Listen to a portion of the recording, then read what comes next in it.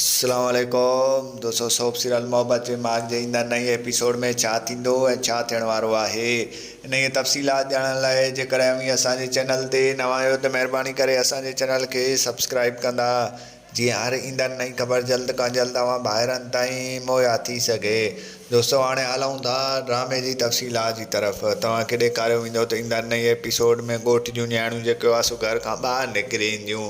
जी हाँ दोस्तों, तव्हांखे ॿुधाईंदा हलूं त पंहिंजे ॻोठ वारनि जूं राहूं निहारींदियूं ऐं उन खां पोइ उते मुजेरी बि अची वेंदो। मुजेरी उन्हनि खां पुछा कंदो त जेको आहे तव्हां छाजे करे हिते बीठियूं आहियो। तंहिंखां पोइ उहे चवंदियूं त असां सॼणनि जूं राहूं तके रहियूं आहियूं जॾहिं उहे वापसि अचनि। तंहिंखां पोइ मुजेरी बि जेको आहे पंहिंजे दिलि जो वार उन्हनि सां ओरींदो ऐं उॾां वरी तव्हांखे ॿुधाईंदा हलूं त ॻोठ जा माण्हू जेके शहर वियल हुया, हाणे उन्हनि खे जेको आहे उन्हनि जी नौकिरी ख़तमु थी वेंदी। हाणे उहे जेको आहे ॿिए हंधि वरी नौकिरी करण जी कोशिशि कंदा ऐं उॾां वरी तव्हांखे ॿुधाईंदा हलूं त रांझनि जेको आहे सो शहर वियल आहे, उहो तमामु जल्द उन्हनि सां मिलंदो, उन्हनि जो अहवालु खणी जेको आहे सो ॻोठ वापसि मोटी ईंदो ऐं हू जेको आहे थी सघे थो त नाज़ा सां मिले बहरहाल थी बि सघे थो हू नाज़ा सां न मिले।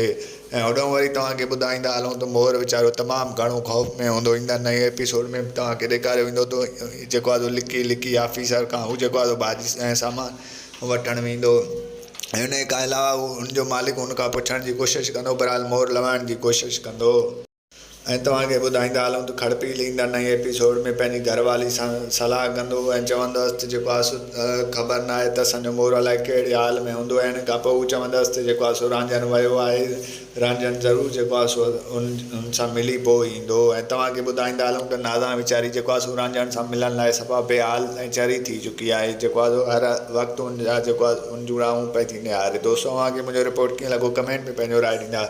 वठंदा त इजाज़त, मिलंदासीं न्यूज़ में, रखंदा पंहिंजो ख़्यालु, ॾींदा इजाज़त। अल्लाह हाफ़िज़।